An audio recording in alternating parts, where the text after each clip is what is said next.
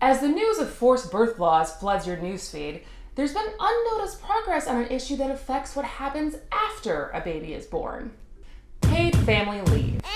Earlier this month, the House Ways and Means Committee held its first ever full hearing devoted exclusively to the topic of paid family and medical leave. Like Elizabeth Warren and her 9 and counting policy plans, the media has barely covered it. Maybe that's because paid leave is still considered a woman's issue. Also a woman's issue, likability. But done right, paid family leave could have an immediate impact on anyone who has a new baby, and anyone who takes care of a sick family member, and anyone who gets sick or hurt themselves. So basically like any and every working person in the US. But yeah, let's keep giving headlines to Bill Baby Sinclair Barr. Not the mama! The US is only one of 2 countries in the entire world that doesn't offer any form of paid maternity leave. The other one? Papua New Guinea. You know what else the US and Papua New Guinea have in common? No, honestly, I'm asking because I really have no idea. This isn't Dora the Explorer. Don't shout the answer at the TV. I can't hear you. The only states that have passed any sort of paid family leave legislation are California, Rhode Island, and New Jersey. In the 47 other states, it is up to the discretion of employers to offer paid leave. And not that many of them are offering it. Only about 17% of the workforce currently has access to paid leave. Unpaid parental leave is on the table for about 59% of the workforce, thanks to the Family and Medical Leave Act of 1993, which requires 12 weeks of unpaid leave annually for parents of newborns or newly adopted children, if they work for a company with 50 or more employees. But not only is 12 weeks below the 16-week minimum recommended by the World Health Organization, not getting paid for 12 weeks when you have a new baby isn't super viable for a lot of people, because babies are expensive. They need lots of equipment, lots of diapers, and apparently, lots of money. All I really wanna see is the money. I don't really need a D, I need the money. All a bad bitch need is the money. Seriously, why is this such a popular photo shoot thing?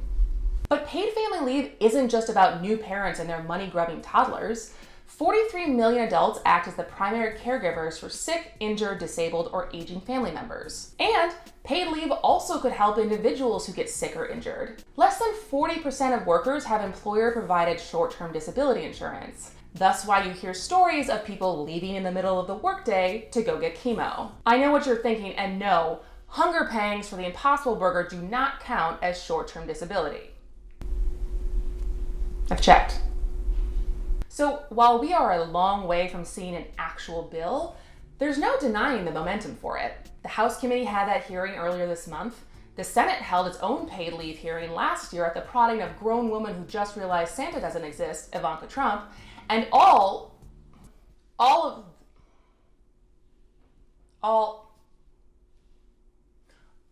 the Democratic presidential contenders support it. Even some Republicans have proposed some paid leave plans. They were awful, but still. So all of this is to say that paid leave has a chance to make it through a Democratic-controlled House, and it's not inconceivable that it could grab support in a Republican-controlled Senate, and then when, please God, a Democrat takes the White House in 2020, this might be the first piece of serious legislation that our new leader-in-chief signs.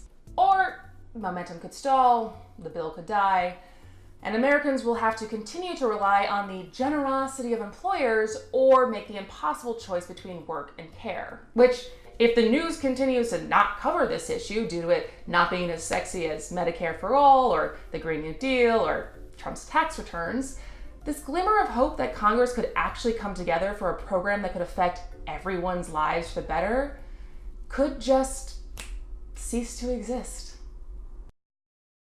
This has been Below the Fold. Go ahead and leave me a comment with your thoughts. I always welcome those who disagree. If you're interested in some other topics, check out some of my other videos. Don't forget to subscribe on YouTube, follow me at Kristin Brey, and check out www.belowthefold.co.